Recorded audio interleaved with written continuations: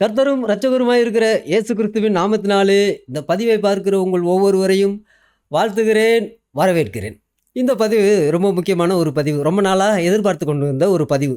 Social media முழுசும் சொல்ல ஆரம்பிச்சிருக்கிறாங்க. என்ன அப்படின்னா, எங்கள் கண்மணி நாயத்தினுடைய பேர் உங்கள் பைபிளில் எழுதியிருக்கு தெரியுமா அப்படின்னு சொல்ல ஆரம்பிச்சிருக்கிறாங்க. இதுக்கு எத்தனையோ பேர் ரெஃப்யூட் போட்டு வீடியோலாம் பதிவு போட்டிருக்கிறாங்க. ஆனாலும் இந்த புண்ணியவான்கள் கேட்குற மாதிரி கிடையாது. இப்போவும் எங்கேயாவது ஒரு இடத்துல கமெண்ட் அடிச்சுக்கிட்டு எங்கள் கண்மணி நாயத்தினுடைய பேர் உன் பைபிளில் இருக்குது தெரியுமா, உன் பைபிளில் இருக்குது தெரியுமா அப்படின்னு கேட்டுக்கிட்டு திரிகிறாங்க. இந்த பொருளையை முத கண்டுபிடிச்சவர் யார் அப்படின்னா, இந்த அகமது தீதாத் அப்படிங்கிற இந்த சாக்கிர் நாயக்கினுடைய குரு ஒருத்தர் இருந்தாப்புல, அநியாயமாக இறந்து விட்டாப்புல. அப்புறம் அந்த ஆள் தான் முத கண்டுபிடிச்சாப்புல.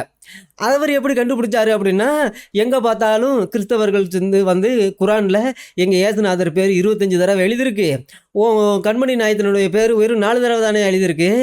அப்புறம் எங்கள் ஏசுநாதருடைய அம்மாவுடைய தாயாருடைய பேரில் ஒரு புத்தகமே ஒரு அதிகாரமே இருக்கு, நீ எங்கள் கண்மணி நாயத்தினுடைய அம்மாவை பற்றி ஏதாவது உனக்கு தெரியுமா, அந்த அம்மாவை பாவம் நரகத்தில் இருக்கிறாங்க அப்படின்னு கண்மணி நாயகமே சொல்லியிருக்காப்புல. இப்போ இந்த லட்சணத்தில் வந்து கண்மணி நாயத்தை குறித்து நீ சும்மா ஓதிக்கிட்டு இருக்கிய, இது உனக்கு வெக்கமா இல்லையா அப்படின்னு கேட்டிருக்காங்க. யாருக்கிட்ட? அந்த அகமது தீதாத்துக்கிட்ட. அப்போ அந்த ஆள் திடீர்னு என்னடா செய்கிறது, எப்படியாவது இந்த பைபிளில் கண்மணி நாயத்தினுடைய பேர் இருக்கணும், பழைய ஏற்பாட்டிலையும் புதிய ஏற்பாட்டையும் இருக்கணும்னு சொல்லி இந்த ஆள் அங்கங்கே தேடி ஹீப்ரு இவங்கிட்டெல்லாம் போய் கேட்டுக்கிறான். அகமது அப்படிங்கிற வார்த்தை, முகமது அப்படிங்கிற வார்த்தை எங்கேயாவது குரானில் இருக்கா அப்படின்னு. அவங்க சொல்லியிருக்காங்க, முகமதுடைய வார்த்தை எதுக்கியா வந்து பைபிளில் இருக்குது, அதுக்கு இதுக்கும் சம்மந்தம் இல்லை. முகமது வாழ்ந்த காலம் வெறும் 1400 வருஷம் தான் ஆச்சு. ஆனால் பைபிள்லாம் எழுதி முடிச்சு 2000 வருஷம் ஆகிப்போச்சு. இப்போ வந்து நீ வந்து கண்மணி நாயத்தினுடைய பேர் பைபிளில் இருக்கா, முகமதுன்னு இருக்கா, அகமதுன்னு இருக்கா அப்படின்னு கேட்டுக்கிருக்கியே அப்படின்னு கேட்கவும், இந்த ஆளு என்ன செஞ்சுருக்காப்புல, எப்படியாவது கண்டுபிடிக்கணும், அப்படியாவது அதாவது முகமது பேருக்கு ஏதாவது ரிசம்பிளான ஒரு வார்த்தை கூட, அது ஒத்து போகிற மாதிரியான ஒரு வார்த்தை கூட இது ஹீப்ரு மொழியில் இல்லையா, லத்தீன் மொழியில் இல்லையா, கிரேக்க மொழியில் இல்லையா அப்படின்னு எப்படியாவது கண்டுபிடிக்கணும்னு சொல்லி போராடி கடைசியில் ஒரு வார்த்தையை கண்டுபிடிச்சிருக்காப்புல. அது என்ன வார்த்தை அப்படின்னா, மக்குமத்து அப்படின்ற ஒரு வார்த்தை. இந்த மக்குமத்து அப்படிங்கிற ஒரு வார்த்தையை கண்டுபிடிச்சதுமே அடித்து விட்டாப்புல. இந்த மக்குமத்து அப்படிங்கிற வார்த்தை தான் முகமதுன்னு அரபியில் சொல்லப்பட்டிருக்கு. உங்கள் பைபிளில் இந்த மக்குமத்து அப்படிங்கிற ஒரு வார்த்தை உன்னத பாட்டில் 5வது அதிகாரத்தில் எழுதப்பட்டிருக்கு அப்படின்னு சொல்ல ஆரம்பித்தாப்புல. அப்புறம் அதுக்கடுத்து அவனோட சிஷ்யம் ஒருத்தர் இருந்தாப்புல, சாக்கிர் நாய்க்கு பச்சை பொய்காரன். அந்த பொய்காரன் அதுக்கடுத்து எங்கே பார்த்தாலும் இதை பரப்ப ஆரம்பிச்சிட்டாப்புல. இதை பரப்ப ஆரம்பித்தது இந்த புண்ணியவான்கள் 2 பேர்த்துக்கும் அடிமை போல் இருப்பாங்க இந்த புண்ணியவான்கள். அதை கேட்டுக்கிட்டு இப்போ உலகம் ஃபுல்லாக சோசியல் மீடியா ஃபுல்லாக எங்கள் கண்மணி நாயத்தினுடைய பேர் பைபிளில் இருக்குது, ஆனால் அது இந்த கிறிஸ்தவர்களுக்கே தெரியாது, அவங்க ஏற்றுக்கிற மாட்டேங்கிறாங்க, நம்ப மாட்டேங்கிறாங்க அப்படின்னுக்கிட்டு எதையாவது அடித்து விட்டுக்கிட்டு எப்படியாவது கண்மணி நாயத்தினுடைய பேர் பைபிளில் இருக்குது அப்படின்னு எல்லாத்தையும் நம்ப வைக்கணும். எல்லா இஸ்லாமிய புண்ணியவான்களையும் நம்ப வச்சு விட்டாங்க. இப்போ கிறிஸ்தவர்களையும் நம்ப வைக்கிற வேலையில் இறங்கியிருக்கிறாங்க. எப்படியாவது நம்ப வைக்கணும். அதுக்காக ரொம்ப விசித்திரமாக வித்தியாசமான முறையில் ரொம்ப தாழ்மையாக ரொம்ப பணிவாக பேசுகிற ஆட்கள், அப்புறம் ரொம்ப ஞானமாக பயங்கரமான இங்கிலீஷோட கலந்து பேசுகிற அந்த அப்போலஜெட்டிக்ஸ் லெவலில் பயங்கரமாக ஸ்பீடாக பேசுகிற அப்படிப்பட்ட ஆட்களை எல்லாம் உருவாக்கி எங்கே பார்த்தாலும் அதுக்குன்னு ஸ்டூடெண்ட்ஸ் இருக்காங்களாம், டீச்சர்ஸ்லாம் இருக்கிறாங்களாம், ஸ்காலர்ஸ்லாம் இருக்கிறாங்களாம். சரி இருந்துட்டு போட்டும் பாவம். சரி, இப்போ இவங்கெல்லாம் என்ன செஞ்சுருக்கிறாங்க அப்படின்னா, உலகம் முழுசும் எப்படியாவது பைபிளில் இந்த கண்மணி நாயத்தினுடைய பேர் இருக்குன்னு எப்படியாவது இந்த கிறிஸ்தவர்களை நம்ப வைக்கணும்னு போராடிக்கிட்டு இருக்காங்க. அப்புறம் தான் கிறிஸ்தவர்கள் பார்த்தாங்க, என்னையா சொல்கிற அப்படின்னா, ஆமாங்க அந்த உன்னத பாட்டு 5வது அதிகாரத்தில் மக்குமத்துன்னு இருக்குல்ல, அந்த மக்குமத்து அப்படிங்கிற வார்த்தை தான் முகமது அப்படின்னு தீர்க்க தரிசனமாக சொல்லப்பட்டிருக்கு அப்படின்னு சொல்ல. அப்புறம் தான் இது என்னடா இவங்க பூஜா சொல்கிறாங்க, பொருளை கிளப்புறாங்கன்னு சொல்லி கிறிஸ்தவர்கள் ஆராய ஆரம்பிச்சிருக்கிறாங்க. அப்புறம் ஆராய ஆரம்பித்ததுமே பழைய ஏற்பாட்டில் மட்டும் இந்த மக்குமத்து அப்படிங்கிற வார்த்தை அவங்களாவது ஒன்று தான் கண்டுபிடிச்சாங்க. மக்குமத்து அப்படிங்கிற வார்த்தை 12 இடங்கள்ல எழுதப்பட்டிருக்கு. அது எந்தெந்த இடங்கள்ல எழுதப்பட்டிருக்கு, அதுக்கும் இந்த கண்மணி நாயத்துக்கும் என்ன சம்பந்தம் அப்படிங்கிறத நம்ம பார்க்க போறோம். அது பயங்கரமான அதிசயமாகவும் இருக்கும், இது பயங்கர ஆச்சரியமாகவும் இருக்கும். இதை இதை படிக்கும்போது, இதை கேட்கும்போது அதை நம்ம வந்து ஆராய்ச்சி செய்யும் பொழுது சிரிக்கிறதா இல்லை இவங்களை குறித்து பரிதாபப்படுறதா அப்படின்னு தெரியல. அந்த அளவுக்கு இந்த புண்ணியவான்கள் பரிதாபமான நிலைமையில் எப்படியாவது கண்மணி நாயத்தினுடைய பேர் பைபிளில் இருக்காதா அப்படின்னு போராடி ஒரு வழியாக அந்த ஒரு வார்த்தையை வச்சு போராடிக்கிட்டு இருக்காங்க. சரி, இப்போ நம்ம என்ன செய்வோம், ஒவ்வொரு வார்த்தையாக இன்னைக்கு நம்ம கண்மணி நாயத்தோடு ஒத்து போகுதா இல்லையா, எந்த விதத்தில் ஒத்து போகுது எந்த விதத்தில் ஒத்து போகலை அப்படிங்கிறத இந்த வீடியோவில் நம்ம தெளிவாக பார்க்க போகிறோம். அதுக்கு முதல்ல இந்த மக்குமத்து அப்படிங்கிற வார்த்தை எங்கே இருக்குது அப்படின்னா, ஃபர்ஸ்ட் கிங்ஸ் 1 ராஜாக்கள் 20வது அதிகாரம் 6வது வசனம் இதில் இருக்குது. இந்த அதிகாரம் முழுசும் நீங்கள் படித்து பார்க்கணும். இந்த அதிகாரம் முழுசும் படித்து பார்த்தீங்கன்னா அதிசயமும் ஆச்சரியமும் கலந்த விஷயங்கள் இருக்கும். நான் சொல்லும் பொழுது உங்களுக்கு புரியும். இந்த 20வது அதிகாரம் 6வது வசனத்தில் இப்படி எழுதப்பட்டிருக்கு. என்ன எழுதப்பட்டிருக்கு அப்படின்னா, அதை முதல் வசனத்திலேருந்து நம்ம பார்க்குறது ரொம்ப ரொம்ப நல்லது. முதல் வசனத்திலேருந்து நம்ம பார்ப்போம். முதல் வசனத்திலேருந்து நம்ம பார்த்தோம் அப்படின்னா, இந்த 1 ராஜாக்கள் 20வது அதிகாரம் 1வது வசனத்திலேருந்து இதில் சீரியாவின் ராஜாவாகிய பெனாதாத் தன் சேனையெல்லாம் கூட்டி கொண்டு போய் சமாரியாவை முற்றுகை போட்டு அதன் மேல் யுத்தம் பண்ணினான். அவனோட கூட 32 ராஜாக்கள் இருந்ததும் அல்லாமல் குதிரைகளும் ரதங்களும் இருந்தது. அப்போ இதே வேலையை தான் இருந்திருக்காங்க. இது எப்போ நடந்தது அப்படின்னா, கிட்டத்தட்ட 3000 வருஷத்துக்கு முன்னாடியே சீரியாவில் ராஜா இருந்திருக்காப்புல. அந்த ராஜா என்ன செஞ்சிருக்காப்புல, தன்னோட கூட தனியாக போனால் தான் யூதன் அடின்னு அடிப்பானே. இஸ்ரேல் தேசம் தான் அவன் அடி தாங்க முடியாது, தர்மடி கொடுப்பான். அப்புறம் அல்லாஹ்கிட்ட போய் கெஞ்சணும் கதறணும். அதனால அது ரொம்ப கஷ்டம். அப்போ இதனால இவன் சீரிய ராஜா என்ன செஞ்சிருக்கான், இவன் போதாதுன்னு கிட்டத்தட்ட 32 ராஜாக்களை, அதுதான் 32 ராஜாக்களை கூட்டிக்கிட்டு இருக்கான். 32 ராஜாக்களை கூட்டிக்கிட்டு எங்கே போயிருக்கான், இஸ்ரவேல் தேசத்தை மொத்தமாக இல்லாமல் பண்ணுறதுக்காக. ஏன்னு கேட்டால், அப்போ ஒருவேளை இந்த ஈரான்காரன்ட்ட போய் இந்த அல்லாஹ் சொன்னது மாதிரி, என்ன ஈரான் அடிமையை நீ என்ன இப்படி இருக்க, யூதை இப்படி வளர்ந்துட்டு போகிறான், உனக்கு எனக்கு வரலாம் வயிறு எரியுது உனக்கு எரியலையா அப்படின்னு கேட்டது மாதிரியே 3000 வருஷத்துக்கு முன்னாடி சீரியா ராஜாவினுடைய கடவுள் நிலா கடவுள். அப்போ அந்த காலத்தில் அல்லாக்கள்லாம் இருந்திருக்கிறாங்க. அல்லாங்கிறது கண்மணி நாயகம் கண்டுபிடிச்சது இல்லை. அல்லா அப்படிங்கிறது நிலா கடவுளை குறிக்கிற நிறைய அல்லா, பாகாலு, நிம்ரோத்து, அப்புறம் சும்ரோத்து, என்னென்னமோ ஆள்கள்லாம் இருந்திருக்கிறாங்க, கண்டுபிடிச்சிருக்காங்க. எல்லாத்தையும் அப்போ எல்லாம் வந்து விக்கிரகங்களோடையும் விதவிதமான புணர்வுகிற, இந்த பாலுறவு கொள்ளுகிற அந்த விதமான படங்களோடையும் சித்திரங்களோடையும், அப்புறம் அதுக்கு பேர் என்ன சொல்வது, அந்த சிலைகளோடையும் தான் இவங்க என்ன செஞ்சுருக்காங்க, வணங்கியிருக்காங்க, அப்படியே வாழ்ந்துருக்குறாங்க. அப்போ அந்த நான் நினைக்கிறேன் கேப்ரியல் தூதன் இந்த குகையில் வந்து முகமதுடைய கழுத்தை பிடிச்சி நெருக்குன்னு அதே கேப்ரியல் தூதன் 3000 வருஷத்துக்கு முன்னாடி போயிருப்பார் போல இருக்கு. யார்கிட்ட, இந்த சீரியா ராஜா கிட்ட. என்னடா இஸ்ரேல் தேசத்தான் இப்படி வளர்ந்துக்கிட்டு இருக்கான், நீ வந்து இப்படி பார்த்துக்கிட்டு சும்மா இருக்கியே, எனக்கு வயிறு எரி தாங்க முடியல, உனக்கு எரியலையா அப்படின்னு கேட்டிருப்பார் போல இருக்கு அந்த கேப்ரியல் தூதன். அப்போ இந்த சீரியா ராஜா அல்லா இது ஒருவேளை அல்லான்னு பேர் சொல்லியிருப்பாப்ல, அல்லாவே நான் என்ன செய்யறது அப்படின்னு கேட்டிருப்பாரு போல இருக்கு. அப்போ நீ வந்து போய் அவனை அடிச்சு கொள்ளு, ஒரே அடி அடிச்சு கொள்ளு அப்படின்னு ஈரான்காரன் சொன்னது மாதிரி சொல்லியிருப்பாரு போல இருக்கு. அப்பவே சொல்லியிருக்கு. அப்போ ஒரு வேளை சீரியாக்காரன் சொல்லியிருப்பான், நாம் தனியாக போனால் என்னை அடிப்பாங்கன்னு சொல்ல. அப்போ 10 பேரை கூட்டிகிட்டு போ, 10 ராஜாக்களை கூட்டிகிட்டு போ அப்படின்னு சொல்லியிருக்கா போல இருக்கு. ஐயோ 10 ராஜாக்கள் போனாலும் அடிப்பான், அவன் பயங்கரமான ஆள் அப்படின்னு இருக்கான். அப்போ சரி 20 ராஜாக்களை கூட்டிகிட்டு போ அப்படின்னு சொல்லியிருப்பாரு போல இருக்கு. அதெல்லாம் அப்புறம் ஐயோ அதுவும் பத்தாது, அவன் தர்மடி கொடுப்பான் அப்படின்னு சொல்லியிருப்பான் போல இருக்கு அந்த சீரியா ராஜா. அப்புறம் தான் அல்லா வேற வழி இல்லை, இருக்கிற 32 ராஜாக்கள் தான் இருக்காங்க, எல்லாத்தையும் கூட்டிகிட்டு போ அப்படின்னு அல்லா சொல்லியிருக்காப்புல. அப்போ இந்த சீரியா ராஜா என்ன செஞ்சிருக்காப்புல, அந்த 32 அவனோடு கூட 32 ராஜாக்களையும் கூட்டிகிட்டு, இதெல்லாம் பத்தாது, அதனால குதிரை, யானை, பன்னி, நாய், எல்லா படைகளையும் சேனைகளையும் தூக்கிக்கிட்டு என்னென்ன படைகள்லாம் இருக்கோ எல்லாத்தையும் கூட்டிக்கிட்டு போயிருக்காப்புல. எங்க இஸ்ரவேலின் ராஜாவின் இடத்துல போயிருக்காப்புல. அங்கே இவர் நேராக சீரியா ராஜா போகலை, இங்கேருந்து தானாதிபதிகளை தான் முதல்ல அனுப்பியிருக்காப்புல. தானாதிபதிகளை அனுப்பி என்ன சொல்லியிருக்கா, இதுதான் அதிசயமானது, என்ன சொல்லியிருக்காப்புல அப்படின்னா, உன்னுடைய வெள்ளியும் உன்னுடைய பொன்னும் என்னுடையது.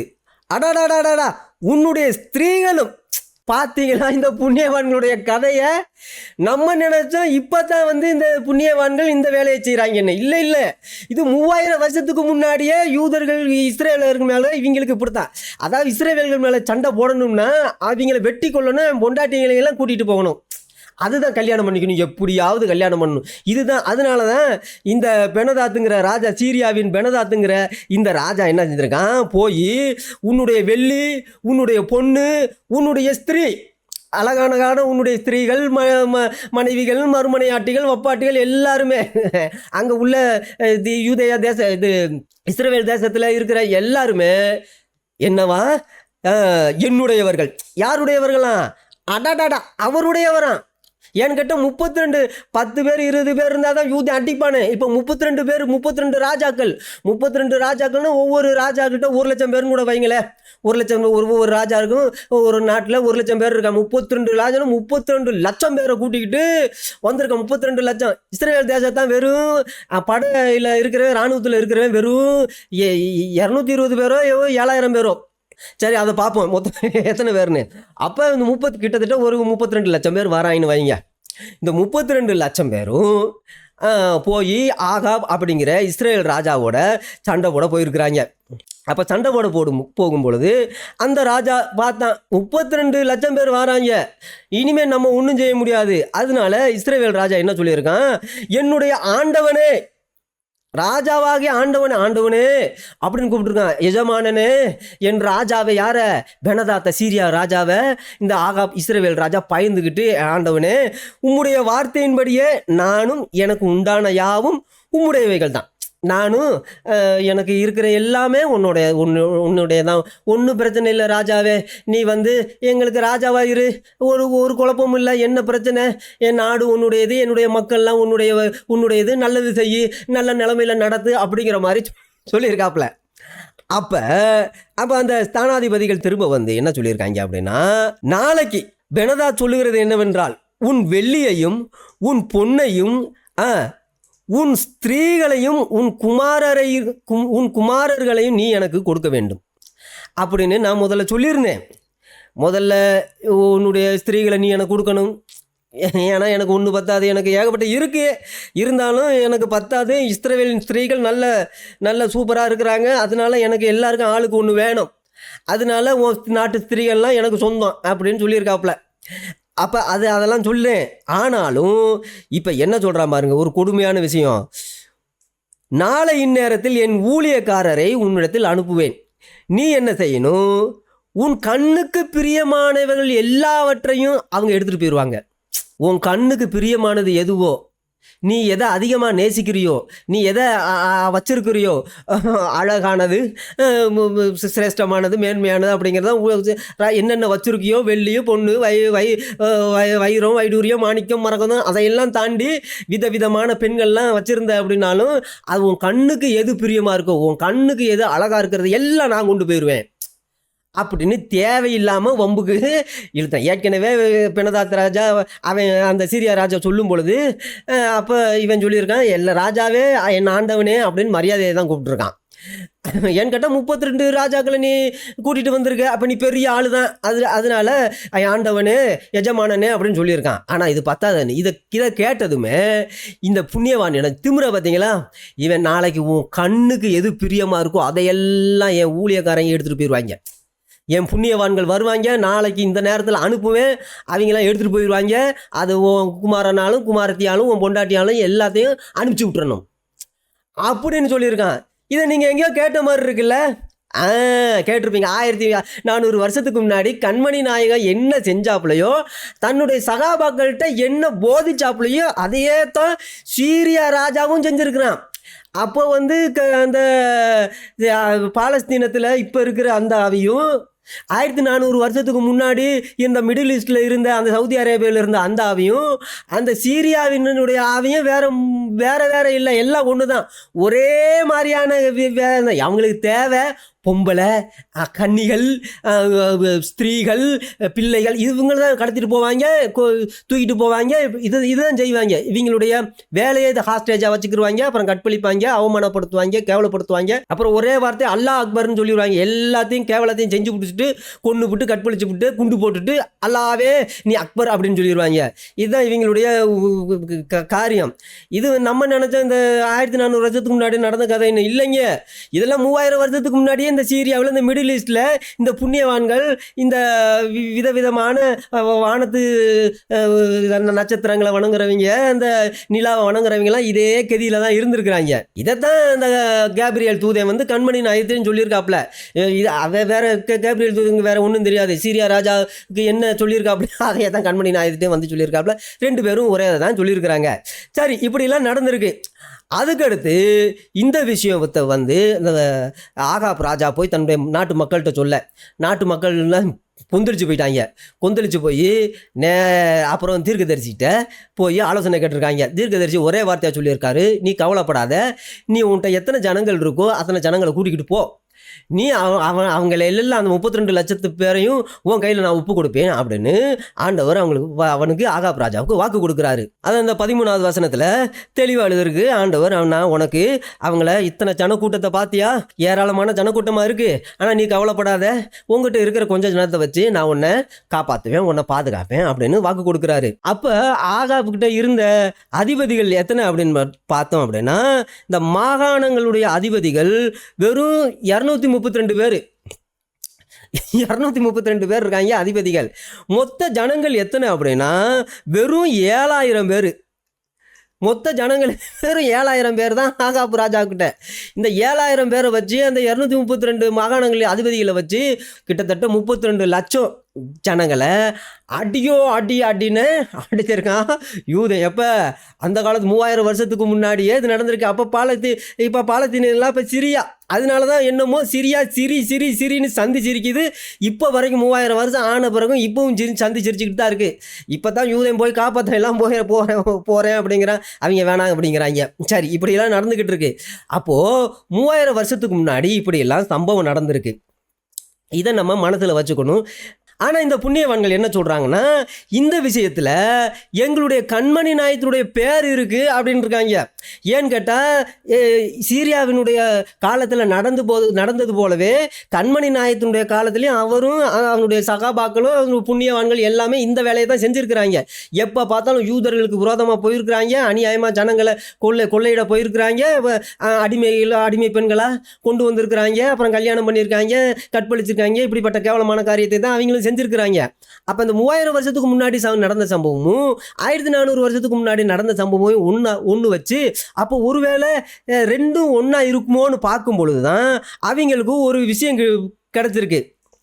அது என்ன அப்படின்னா, இந்த 6வது வசனத்தில் எழுதப்பட்டதன்படி, நாளை இந்நேரத்தில் என் ஊழியக்காரரை உன்னிடத்தில் அனுப்புவேன், அவர்கள் உன் வீட்டையும் உன் ஊழியக்காரரின் வீடுகளையும் சோதித்து உன் கண்ணுக்கு பிரியமானவைகள் அப்படின்னு இருக்கு பார்த்தீங்களா.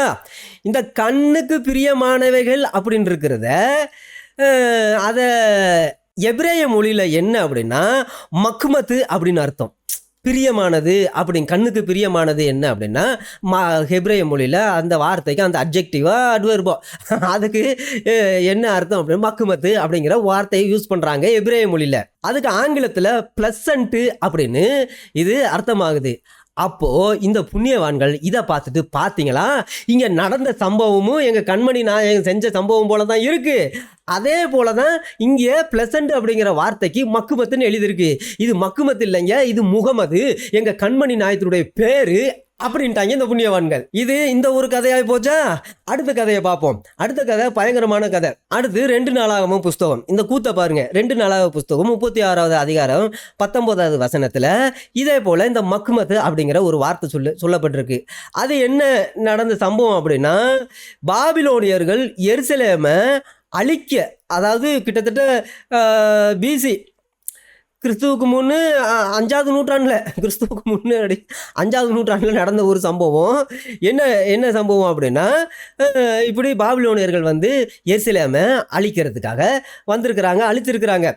அந்த அழிச்சிருக்கும் பொழுது அதுதான் இங்கே 2 நாளாகமம் 36வது அதிகாரம் 19வது வசனத்தில் எழுதப்பட்டிருக்கு. அவர்கள் தேவனுடைய ஆலயத்தை தீக்கொளுத்தி எருசலேமின் அலங்கத்தை இடித்து அதன் மாளிகைகளை எல்லாம் அக்கினியினால் சுட்டெரித்து அதிலிருந்த திவ்யமான அப்படின்னு பனிமுட்டுகளை எல்லாம் அழித்தார்கள். யார் அழிச்சாங்க? பாபிலோனியர்கள் எருசலேமை அழிச்சாங்க. அப்படி அழிக்கும் பொழுது அப்படி திவ்யமான பொருட்கள் எல்லாம் அழிச்சாங்க அப்படின்னு இருக்கா. இப்போ இந்த திவ்யமான வார்த்தைக்கு எபிரேய மொழியில் மக்மத்து அப்படின்னு எழுதியிருக்கிறாங்க. இந்த மக்மத்து அப்படிங்கிறத இந்த புண்ணியவான்கள் என்ன செய்கிறாங்க அப்படின்னா, இது பார்த்தீங்களா, இது எங்கள் கண்மணி நாயகத்தினுடைய பேர், ஏன்னா மக்குமத்துன்னு எழுதியிருக்கு. பார்த்தீங்களா, எங்கள் அல்லாவின் சக்தியை எங்கள் கண்மணி நாயகத்தினுடைய பேரை பாபிலோனியல் காலத்திலே எழுதி வச்சிருக்கிறாங்க தீர்க்க தரிசனமா அப்படின்ட்டாங்க. இல்லையா, அவன் ஒரு பாபிலோனிய நாட்டுக்கு யுத்தத்துக்கு வந்திருக்கான். யுத்தத்துக்கு வந்து அந்த எருசலேமை தேவாலயத்தெல்லாம் கொளுத்தி சுட்டு எரிச்சிருக்கிறான். திவ்யமான பொருளை எல்லாம் சுட்டு எரிச்சிருக்கான். அந்த திவ்யமான அப்படிங்கிற வார்த்தை எபிரேய வார்த்தை மக்மத்து. அதையா உங்க கண்மணி நாயத்துக்கு இதுக்கும் சம்மந்தப்படுத்துறீங்க? இது முழங்கால் மொட்டை தலைக்கு முடிச்சு போடுறீங்களே அப்படின்னு கேட்டா அவங்க இன்னமும் சுத்திட்டு திரிகிறாங்க. என்ன அப்படின்னா, எங்க கண்மணி நாயத்தினுடைய பேருங்க எழுதியிருக்கு அப்படின்னு. இன்னொரு இடத்துலையும் இதே போல எழுதப்பட்டிருக்கு. அதையும் பார்ப்போம். அது எதுனா, இது எல்லாத்துக்கும் தெரிஞ்ச வசனம். இதில் என்ன எழுதப்பட்டிருக்கு அப்படின்னா, ஒரு நிச்சயம் செய்த ஒரு பெண்ணும் ஒரு பையனும் 2 பேரும் கல்யாணத்துக்குன்னு நிச்சயம் பண்ணிட்டாங்க. அவங்கள நிச்சயம் பண்ண பிறகு அவங்க காதலிக்க ஆரம்பிப்பாங்க. ஒருத்தருக்கு ஒருத்தர் பேசுவாங்க, லெட்ரு கொடுப்பாங்க. அவங்க உடல் அழகை, கூந்தல் அழகை, இந்த வாயை பற்றி, கண்ணை பற்றி, மூக்கை பற்றி விதவிதமாக லெட்டர்லாம் எழுதி, கவிதையெல்லாம் எழுதி ஒருத்தருக்கு ஒருத்தர் பரிமாறிக்குவாங்க. புறாவை அனுப்புவாங்க. அப்புறம் கூட இருக்கிற வேலைக்காரிகளை வீட்டில் உள்ளவங்களை அனுப்புவாங்க. இந்தாங்க உங்கள் ஆள் லெட்ரு கொடுத்துருக்கு அப்படின்லாம் சொல்லுவாங்க. அப்புறம் அதை படிச்சுட்டு ரொம்ப 2 பேரும் சந்தோஷப்படுவாங்க. அப்படி சந்தோஷப்படுகிற ஒரு சம்பவம் தான். இப்போ மாதிரி 6வதுலேயே போய் லெட்ரு கொடுக்குற விஷயம் இல்லை. அதுக்கு பேர் வேசித்தனம். ஆனால் அந்த நிச்சயமான பிறகு ஒருத்தருக்கு ஒருத்தர் பேசுகிறது, அவங்கள ஒருத்தர் கண்ணை குறித்து மூக்கை குறித்து கவிதை பாடுறது, இது வந்து யதார்த்தமான ஒரு விஷயம். அதுக்கப்புறம் அவங்க கணவன் மனைவியாக ஆவாங்க. அதுக்கு முன்னாடி ஒருத்தர் காதலிப்பாங்க. இப்படி ஒரு சம்பவம் உண்டு. அப்போ ஒருத்தர் காதலிக்கும் பொழுது அப்போ அந்த பெண்ணு சொல்லுது, என்னுடைய நேசருடைய வாய் மிகவும் மதுரமாக இருக்கிறது. வாய் மட்டும் இல்லை, அவருடைய உடம்பும் எப்படி இருக்குது, அவர் முற்றிலும் அழகுள்ளவர் அப்படின்னு எழுதப்பட்டிருக்கு. அப்போ வாயும் அவருடைய உடலும் முற்றிலும் அழகாக இருக்குது, மதுரமாக இருக்குது. அதனால அதுக்கு பேர் அந்த எபிரேயுல மக்குமதிம் அப்படின்னு சொல்லியிருக்கு. ஆல் டுகெதர் லவ்லி அப்படின்னா மக்குமத்து அப்படின்னு அர்த்தம். அந்த லவ்லி அப்படிங்கிற வார்த்தைக்கு இன்பமான, அழகான, மேன்மையான, மகிமையான அப்படிங்கிற இந்த திவ்யமான அப்படிங்கிற வார்த்தைகளுக்கெல்லாம் இந்த மக்குமத்து அப்படின்னு சொல்லுவாங்க. இதில் வாயவும் உடம்பையும் சேர்த்து சொல்கிறதுனால புளூரலாக்கி மக்குமத்துன்னு சொல்கிறதுக்கு பதிலாக மக்குமத்திம் அப்படின்னு சொல்லியிருக்கு. யார்? அந்த பொண்ணு அந்த நிச்சயமான அந்த கல்யாணம் பண்ணிக்க போகிறவனை பார்த்து சொல்லியிருக்கு, எருசலேமின் குமாரத்திகளே, அதான் எருசலேமின் குமாரத்திகளே, இவரே என் சிநேகிதர், இவரே என் நேசர், நான் கல்யாணம் பண்ணிக்க போகிறேன் அப்படின்லாம் சந்தோஷப்பட்டு பாட்டு பாடி கவிதைலாம் எழுதியிருக்கு.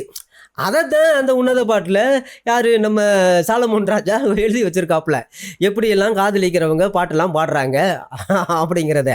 இதில் இந்த முற்றிலும் அழகுள்ளவர் அப்படிங்கிற ஆல் டுகெதர் லவ்லி அப்படிங்கிறது, இந்த ஆல் டுகெதர் லவ்லி அப்படிங்கிறத தான் இந்த மக்குமதின்னு எழுதியிருக்கு. ஆனால் இந்த புண்ணியவான்கள் என்ன சொல்கிறாங்க அப்படின்னா, இது எங்கள் கண்மணி நாயத்தை பற்றி சொல்லியிருக்கு அப்படின்னு. அப்போ இதுக்கும் அதுக்கும் எந்த சம்மந்தமுமே கிடையாது. இது ஆல் டுகெதர் லவ்லி அப்படிங்கிறது அதான் சொல்லியிருக்காங்க. ஆல் டுகெதர் அப்படி லவ்லி அப்படிங்கிறது அது ஒரு அட்ஜெக்டிவ், அது ஒரு அட்வெர்ப், அது ஒரு புளூரல். மக்குமதி அப்படிங்கிற ஒரு எபிரேய வார்த்தை. இது வந்து ஒரு பேர் கிடையாது, ஒரு ஆளுடைய பேர் கிடையாது. ஏயா பொருளையை கலப்புறீங்க அப்படின்னு கேட்டிருக்காங்க. இது பிசி 1000 வருஷத்துக்கு, இயேசு கிறிஸ்துக்கு முன்னாடி 1000 வருஷத்துக்கு முன்னாடி எழுதப்பட்டது. சாலமோன் ஆண்ட காலத்தில் எழுதப்பட்டது. சாரி, இது இப்படி போகுதுன்னா அடுத்த கதை ஒன்று இருக்குது, அந்த கதையும் பார்ப்போம். இது ஏசாயாவின் புஸ்தகம் 64வது அதிகாரம் 11வது வசனத்தில் எழுதப்பட்டிருக்கு. இங்கே என்ன எழுதப்பட்டிருக்கு அப்படின்னா, அவங்க சொல்கிறாங்க, என்ன, எங்கள் பிதாக்கள் உம்மை துதித்த பரிசுத்தமும் மகிமையான எங்களுடைய ஆலயம் அக்னிக்கு இரையாகி போயிற்று. இன்பமான எங்களுடைய ஸ்தானங்கள் எல்லாம் இன்பமான எங்களுடைய வீடுகள், இன்பமான எங்களுடைய பார்க்குகள், எங்களுடைய அரங்கங்கள், ஹாலுகள், கல்யாண மண்டபங்கள் எல்லாம் பாழாகி போச்சே. அப்படின்னு அழுகுறாங்க, கதறாங்க. ஏசாயா வந்து அது தீர்க்க தரிசனமாக சொல்கிறார், இப்படி ஒப்பாரி வைக்கிறாங்க அப்படிங்கிறத. இது பாபிலோனியன் எக்ஸைல். இது வந்து பாபிலோனியர்கள் இஸ்ரவேலர்களை பிடிச்சிட்டு போகும்பொழுது, கடத்திட்டு போகும்போது இப்படி கடத்திட்டு போனாங்க, ஆஸ்திரேலியா வச்சு அது போல் கடத்திட்டு போகும்பொழுது ஐயோ எல்லாமே போச்சே அப்படின்னு புலம்புகிற ஒரு சம்பவம். ஏசாயா தீர்க்கதரிசி அப்படி இப்படி நடக்க போகுது அப்படிங்கிறத தீர்க்க தரிசனமாக சொல்லுகிற ஒரு விஷயம். இது வந்து ஒரு ஒப்பாரி வைக்கிறாங்க, எல்லாரும் சேர்ந்து ஒப்பாரி வைக்கிற ஒரு சம்பவம். இது ஒரு ஆளை பற்றினது கிடையாது அப்படின்னு சொல்கிறாங்க. ஆனால் இந்த புண்ணியவான்கள் என்ன சொல்கிறாங்க அப்படின்னா, ஐயோ பார்த்தீங்களா அங்கே இன்பமான அப்படின்னு எழுதியிருக்கு. இந்த இன்பமான அப்படிங்கிறதுக்கு என்ன அர்த்தம் தெரியுமா? மக்குமத்து அப்படின்னு அர்த்தம். இன்பமான அப்படிங்கிறதுக்கு மக்குமத்துன்னு அர்த்தம். இந்த மக்குமத்து தான். அடா பாவிகள், அவன் புள்ள குட்டி போச்சு, வீடு போச்சு, வாசல் போச்சுன்னு கத்துறான், கதறான், ஒப்பாரி வச்சுக்கிட்டு இருக்கான். இந்த புண்ணியவான்கள் என்ன சொல்கிறாங்க அப்படின்னா, அங்கே இன்பமான அப்படிங்கிற ஒரு வார்த்தை வருது, அதனால இது என் மக்குமத்து, அது எங்கள் கண்மணி நாயத்தினுடைய பேர் அப்படிங்கிறாங்க. இவங்க எந்த நிலைமைக்கு போயிட்டாங்க, இவங்கள நினச்சா ஒரு பரிதாபம். இன்னும் பயங்கரமான காமெடி இருக்குது, ஆனால் கண்டிப்பாக நம்ம பார்ப்போம். அப்போ இதெல்லாம் அதே போல தான் புலம்பல். எரேமியா புலம்புறாப்புல. இது புலம்பலின் புஸ்தகம், எரேமியாவின் புலம்பல். ஒப்பாரி வைக்கிறாப்புல. என்ன ஒப்பாரி வைக்கிறாப்புல அப்படின்னா, அவளுடைய இன்பமான எல்லாவற்றின் மேலும் சத்துரு தன் கையை நீட்டினான், உம்முடைய சபையிலே வரலாகாதென்று தேவரீர் விளக்கிய புறஜாதியார், பாபிலோனியர்கள் தான் நினைக்கிறேன், பாபிலோனியர் இன்வேஷன் ஆயிட்டாங்க. எப்போ பிசி 500க்கு முன்னாடி நினைக்கிறேன், 6ஆம் நூற்றாண்டில் இருக்கும். அப்போ வந்து உள்ளே போய் இப்போ எருசலேமுக்குள்ளே போயிட்டாங்க, கோயிலுக்குள்ளே போயிட்டாங்க, எல்லாத்துக்குள்ளேயும் போயிட்டாங்க. பாபிலோன்கள் பயங்கரமான விக்கிரக ஆராதனை இது பிடிச்சவங்க. எங்கே பார்த்தாலும் அவங்க வணங்குற சிலை ஃபுல்லாக நிறுவனமாக தான் இருக்கும். உடலுறவு சம்மந்தப்பட்ட விஷயமான அந்த சிலைகளை செஞ்சு அப்படியெல்லாம் அப்படி தான் அவங்களுடைய கோயில் எல்லாமே அப்படி தான் வச்சுருப்பாங்க. அவங்க பெரிய பெரிய சிலை, பெரிய பெரிய சிலையாக வச்சுருப்பாங்க. ஆனால் பார்த்தா எல்லாம் வேசித்தன விபச்சாரத்தனமான அந்த காம விகாரமான அந்த பாலுறவு சம்பந்தமான விதமான அந்த சிலைவைகளை தான் அவங்க வச்சு வணங்குவாங்க. அவங்க பயங்கரமான அருவருப்பு. ஆனால் அவங்க என்னடானா இப்போ எங்கே வந்துட்டாங்க, அப்படி எருசலேமுக்குள்ளே வந்துட்டாங்க, ஆலயத்துக்குள்ளே வந்துட்டாங்க அப்படின்னு யார் புலம்புறது? எரேமியா புலம்புறாப்புல, அழுகிறாப்புல, கத்துறாப்புல. ஆனால் இந்த புண்ணியவாங்க அந்த கதறலாம் அவங்களுக்கு கேட்கல. இவங்களுக்கு என்ன கேட்குது அப்படின்னா, இன்பமான அப்படிங்கிற ஒரு வார்த்தை எழுதப்பட்டிருக்கு. அந்த இன்பமான அப்படிங்கிறது என்ன அப்படின்னா, இந்த மக்குமத்து. ஆடா பாவமே, ஒரு மனுஷன் எல்லாம் போச்சேன்னு கதறான், உப்பாரி வச்சுக்கிட்டு அழுதுகிட்டு இருக்கான் தாங்காம. ஆனால் இவன் இன்பமான அப்படிங்கிற வார்த்தை அங்கே இருக்கு, அதனால அது மக்குமத்து, அது எங்கள் கண்மணி நாயத்தை பற்றி தான் இந்த எரேமியா சொல்கிறாப்புல அப்படின்னு சொல்லிட்டாங்க. சரி, இன்னொரு கூத்தையும் பார்ப்போம். இதுவும் புலம்பலின் புஸ்தகத்தில் தான் எழுதப்பட்டிருக்கு. அவங்க புலம்புறாங்க, ஒப்பாரி வைக்கிறாங்க. அவளுடைய ஜனங்கள் எல்லாம் அப்பந்தேடி தவிக்கிறார்கள், தங்கள் உயிரை காப்பாற்ற தங்களுடைய இன்பமானவைகளை ஆகாரத்துக்கென்று கொடுத்து விட்டார்கள். கர்த்தாவே நோக்கி பாரும், எண்ணமற்றவள் ஆனேனே அப்படின்னு ஒரே ஒப்பாரி. எல்லாம் யார்? பாபிலோனியர்கள் வந்து எல்லாத்தையும் தூக்கிட்டு போனதுமே அங்கே எங்கள் இஸ்ரேலில் தேசத்தில் எல்லாரும் ஒப்பாரி, தாங்க முடியாத ஒப்பாரி வைக்கிறாங்க. ஆனால் இந்த புண்ணியவான்கள் கண்ணில் என்ன பட்டிருக்கு அப்படின்னா, இன்பமானவைகளை அப்படிங்கிற வார்த்தைப்பட்டிருக்கு. இந்த இன்பமானவைகள் பார்த்தீங்களா, இன்பமானவைகள் எழுதியிருக்கு, அதுக்கு பேர் மக்குமத்து. இது எங்கள் கண்மணியினுடைய நாயத்தினுடைய பேர். இப்போவும் புலம்பலின் புஸ்தகத்தில், புலம்பல்னா ஒப்பாரி, என்ன கண்மணி நாயத்து என்ன ஒப்பாரியா? ஏன் இவங்க இப்படி பண்ணுறாங்கன்னு தெரியல, இவங்களோட பெரிய தலைவலியாக இருக்குச்சு. அதனால இன்பமானவைகள் எழுதியிருக்கான், அதனால மக்குமத்தான் இவங்க கண்மணி நாயத்தினுடைய பேரான். என்னடா இது? சரி, இன்னொரு விஷயத்தையும் பார்ப்போம். இதுவும் புலம்புறாப்புல, எரேமியா புலம்புறாப்புல. அது பகைஞ்சனை போல தம்முடைய வில்லை நாணேற்றினார், சத்ருவை போல தம்முடைய வலது கரத்தை நீட்டி கடவுள், அதாவது எல்லாத்தையும் அழித்து போட்ட இன்பமான வேலையெல்லாம் அழித்து போட்டார். யார் அழித்து போட்டது? கடவுள் தான். இப்படி எங்களை கைவிட்டார், அதனால எல்லாம் அழிஞ்சு போச்சு, இது கடவுள் தான் எங்களை அழிச்சு விட்டாரு அப்படின்னு புலம்புறாங்க. கடவுள் தான் செஞ்சார், கடவுளே எங்களை, ஏன்னு கேட்டால் பாபிலோனியர்கள் எல்லாத்தையும் கொண்டு போயிட்டாங்க, கடவுள் எங்களை கைவிட்டார் அப்படின்னு சொல்லி எங்களுடைய இன்பமானவைகளை எல்லாம் அழிச்சு போட்டார், கடவுள் அழிச்சு போட்டார், எங்கள் தெய்வம் அழிச்சு போட்டுருச்சு, எங்கள் யெகோவா தெய்வம் அழிச்சு போட்டார் அப்படின்னு அழுகுறாங்க, கத்துறாங்க, கதறாங்க, ஒப்பாரி வைக்கிறாங்க. அப்போ இந்த புண்ணியவான்களுடைய கண்ணில் எது பட்டிருக்கு அப்படின்னா, இந்த இன்பமானவைகள் அப்படின்னு பட்டிருக்கு. இந்த இன்பமானவை அப்படின்னா என்ன அர்த்தம் அப்படின்னா, மக்குமத்து. அதனால எங்கள் கண்மணி நாயத்தினுடைய பேர் இதில் எழுதியிருக்கு. பார்த்தீங்களா எத்தனை தடவை ஒப்பாரியில் வந்து தீர்க்க தரிசனம் சொல்லி, இதெல்லாம் ஒப்பாரியா? இதை எதுக்கு தீர்க்க தரிசனம்னு இவங்களோட பெரியதாய். சரி, இது போய் தொலையுது. இன்னொரு விஷயத்தையும் நம்ம பார்க்க வேண்டியது ரொம்ப முக்கியம். இது என்ன அப்படின்னா, எசேக்கியேல் 7வது அதிகாரம் 20வது வசனம். இந்த எசேக்கியேல்ல 2 இடத்துல எழுதப்பட்டிருக்கு. அது ரொம்ப முக்கியமானது. அப்போ அவர் சொல்கிறாப்புல, அவருடைய சிங்காரத்தின் மகிமையை அகந்தைக்கென்று வைத்து அதில் அருவருக்கப்படத்தக்கதும் சீ என்று இகழப்படத்தக்கதுமான சீ என்று இகழப்படத்தக்கதுமான காரியங்களின் விக்கிரகங்களை உண்டு பண்ணினார்கள் அப்படின்னு. ஆகையால் நான் அவைகளை அவர்களுக்கு வேண்டா வெறுப்பாக்குவேன் அப்படின்னு. ஏன்னு கேட்டால், பாபிலோனியர்கள் வந்து இந்த தேவாலயத்தை மொத்தமாக சூறையாடுறதுக்கு முன்னாடி யார், இந்த புண்ணியவான்கள் எல்லாருமே, யார், இந்த இஸ்ரேலிய புண்ணியவான்கள் எல்லாருமே அப்போ இருந்த சிலைகளையெல்லாம் வணங்க ஆரம்பிச்சிருக்கிறாங்க புதுசாக. அப்போ இவங்களுக்கு இந்த விதவிதமான பாலுறவு சம்பந்தமான சீ என்று ஒரு சிலையை பார்க்கும் பொழுது நமக்கு அது வந்து பக்தியும் ஒரு பரவசம் உண்டாகணும். ஆனால் அதை சீ அப்படின்னு சொன்னோம்னா அது பார்த்தா அது நிர்வாணமாக தான். அப்போ இந்த பாபிலோனியர்களும் சரி, அந்த காலத்தில் அதிகபட்சமாக பாபிலோனியர்கள் இந்த வேலையை செஞ்சாங்க. அப்போ அவங்கள்ட்ட தான் விதவிதமான பாலுறவு சம்பந்தமான சிலைகளை வச்சுருந்தாங்க. அதை கொண்டு வந்து இவங்க கர்த்தருடைய சந்நிதியில் வச்சுருக்காங்க. அதனால கடவுள் என்ன செஞ்சார் அப்படின்னா, அவங்கள நான் தண்டிப்பேன் அப்படின்னு சொல்லியிருக்கிறாரு. அப்போ இந்த இடத்துல சிங்காரத்தின் மகிமை அப்படின்னு எழுதப்பட்டிருக்கா, அது ஆங்கிலத்தில் பியூட்டி அப்படின்னு ஏதோ எழுதப்பட்டிருக்கு. பியூட்டி ஆஃப் ஹிஸ் ஆர்னமெண்ட் அப்படின்னு எழுதப்பட்டிருக்கு. இதை என்ன சொல்லிட்டாங்க அப்படின்னா, இது வந்து மக்குமத்து, இந்த பியூட்டி அப்படிங்கிறது மக்குமத்து, அதுதான் எங்கள் கண்மணி நாயத்தினுடைய பேர் அப்படின்னு சொல்லிட்டாங்க. அப்போ மக்குமத்து அப்படிங்கிறது சீ என்று இகழப்படத்தக்கதுமான ஒரு காரியமா அது அப்படின்னு கேட்டால் வாயை மூடிக்கிட்டு இருக்காங்க. ஏன்னு கேட்டால் இங்கே அப்படி தானே எழுதப்பட்டிருக்கு, அருவருக்கப்படத்தக்கதும் சீ என்று இகழப்படத்தக்கதுமான ஒரு விஷயம் அப்படின்னு. இவங்க என்னடானா அதுக்கு முன்னாடி சிங்காரம்னு எழுதியிருக்கு, இது எங்கள் முகமதுனுடைய பேர் மக்குமத்து அப்படிங்கிறாங்க. அப்போ அதுக்கு அடுத்து வர்றதெல்லாம் அப்போ கண்மணி நாயம் கிடையாதா? ஏன் தான் அப்படி? இப்போ இவங்க கண்மணி நாயத்தினுடைய பேரை கெடுத்துக்கிறாங்க, அவமானப்படுத்திக்கிறாங்க. என்ன செய்கிறது? சரி, இதை விட இன்னொரு கொடுமையை பார்ப்போம். இதுதான் இருக்கிறதுலையே பயங்கரமான காமெடி. இதை என்ன செய்யறதுன்னு தெரியல. இதை கண்டிப்பாக எல்லாரும் தெரிஞ்சு வச்சுக்கிறணும். என்ன அப்படின்னா, எசேக்கியேலின் புஸ்தகம் 24வது அதிகாரம் 16வது வசனத்தில் அதே போல் ஒரு மக்மத்து அப்படிங்கிற ஒரு வார்த்தை எழுதப்பட்டிருக்கு. அது எப்படி எழுதப்பட்டிருக்கு அப்படின்னா, மனுபுத்திரனே, யாரை, எசேக்கியேலை பார்த்து ஆண்டவர் சொல்கிறாரு, இதோ நான் உன் கண்களுக்கு விருப்பமானவளை ஒரே அடியினாலே உன்னை விட்டு நான் எடுத்துக்கொள்ளுவேன். ஆனாலும் நீ என்ன செய்யக்கூடாது, புலம்பக்கூடாது, அழக்கூடாது அப்படின்னு ஆண்டவர் சொல்கிறாரு. அது ஒரு காரியத்துக்காக சொல்கிறாரு. இப்படி உன் மனைவி சாக போகிறா, நான் எடுத்துக்கொள்ள போகிறேன் அப்படிங்கிற மாதிரி. அப்போ கண்ணுக்கு விருப்பமானவள் அப்படி, இந்த விருப்பமானவளை அப்படின்னு இருக்கு பார்த்தீங்களா, அதுக்கு பேர் தான் மக்குமத்துன்னு அர்த்தம். விருப்பமானவளை, கண்களுக்கு பிரியமானவளை அப்படின்னு அர்த்தம். இப்போ இந்த விருப்பமானவளை அப்படிங்கிறது மக்குமத்து அப்படிங்கிற ஈப்ரு வார்த்தை.